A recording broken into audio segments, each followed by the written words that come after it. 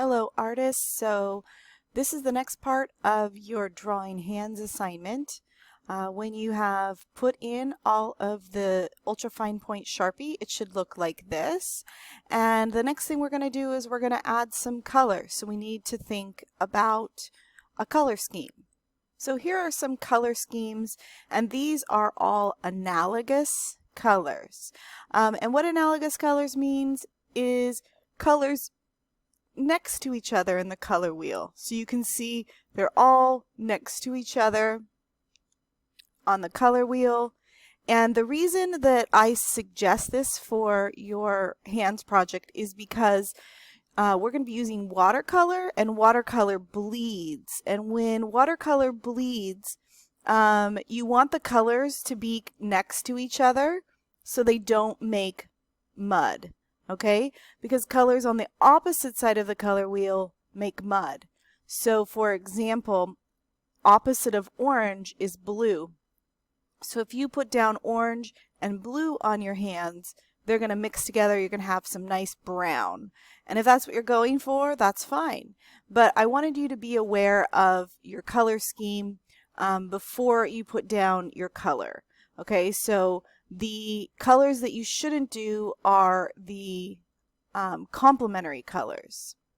These are the complementary colors, and you can see when they overlap or mix or combined, they make this kind of dark brown.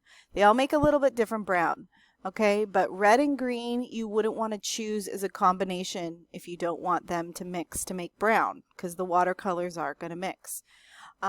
Yellow and purple, and blue and orange. Okay, so you want to just keep that in mind when you're starting to figure out your colors. Here is a simpler view of your color wheel because these are more like the colors that you have in your watercolor paints. So you're going to have red and orange and yellow. So you can see these three would be nice together. Red, orange, yellow, or you could go orange, red, purple. So you can go either way, back and forth, three-ish colors. That will make a nice harmonious color scheme. Let's move on to our hands drawing. So I made a few copies of my hands so I could show you a few options you have to putting in your color. You can see I have my water, I have a couple of large paint brushes. I'm getting out my paints and I'm putting them on a large dish or large lid, so I can mix them if I want to. I have some scratch paper there. The first thing I do is I just add water. I get a big puddle of water in my watercolors. This is going to activate the pigment and loosen it up. I'm going to let it sit for just a minute as I kind of figure out my color scheme. And the first one I'm going to show you is to just add plain water over the whole paper first. Okay, watercolor likes water, so if the paper is wet, you're going to see my colors bleed a lot if I first put water on. So here I am just mixing some of the colors, and you can see as I drop it in, the watercolor bleeds because the paper was already wet.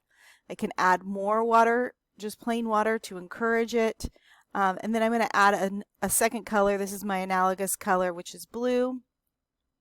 Dropping that in and watching it move. I'm just dropping some more water on top so that I really create a loose watercolor. We are not being super precise in painting everything in. This is like a wash to just add in some color. So this is your first option, which was adding in just water first on the paper and then adding in color. Here I go with a second option. The second option is just to add the color directly, and in this option I kind of changed the green, I added a little bit of yellow, and I'm just loosely going over the hands. So this kind of is like foreground and background. So I am taking the hands and making them the foreground by putting in one color. And you can see I am not very precious or perfect with it. I'm very loose, and then I'm adding a blue to the background to, and it's okay if they overlap and all that good stuff, to kind of show that it is the background. Okay, and you can see that they mix and blend, and that's why you want to use Analogous Colors. You definitely do not have to use blue and green. This is just what I chose for mine.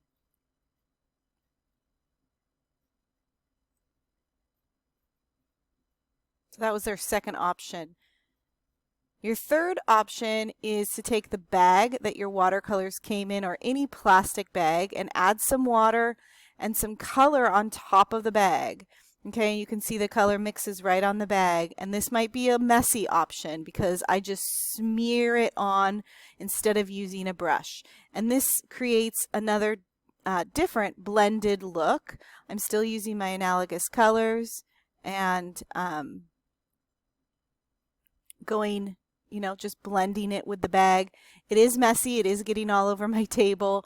So if you like to be free and not really control the results, but just let kind of serendipity take place, then this might be the option for you. If you like to control everything, it probably isn't the option. Surprise, surprise, this is my favorite because I just love being really, really free with my art and not being so precious. Okay, so I'm just kind of taking the bag and rubbing it all over. You can see the Analogous Colors all mix, and that's perfectly fine. Just cleaning up my area real quick. And the last thing I wanted to do while they were still wet is add a little bit of splatters. Okay, splotches. And again, this is something that will be very messy. You do not have to do it. It's just an option. I'm just getting paint on my brush and flicking it all over. I am using an analogous color so that when it does bleed and blend, you will not get any brown. Okay, so while the paper is wet, you want to do this. Okay, and the last one I didn't do it too. So those were the three options. Put your watercolors somewhere to dry that an animal or a sibling won't tip over while they're drying. So here are my three finished examples. This one was where I put water down first, just clear water down first, and then dropped in some colors and then flicked on some yellow once I finished, but the paper was still wet. So you can see it just kind of bleeds. So that was the first option. Water, plain water first. The second option was putting color so that it made like a foreground and a background. So the green, where it was in the hands for the foreground, and the background was a different color. But you can see I wasn't very precious, and it kind of just is all messy. That's the second option. The third option was where I took the bag and I put the paint on the bag and smeared it all around, and then I flicked on the blue drops, and I think that was really successful. So which one is your favorite? 1, 2, or 3? Let me know. I'd love to know. All right. Thanks, artists. Bye-bye.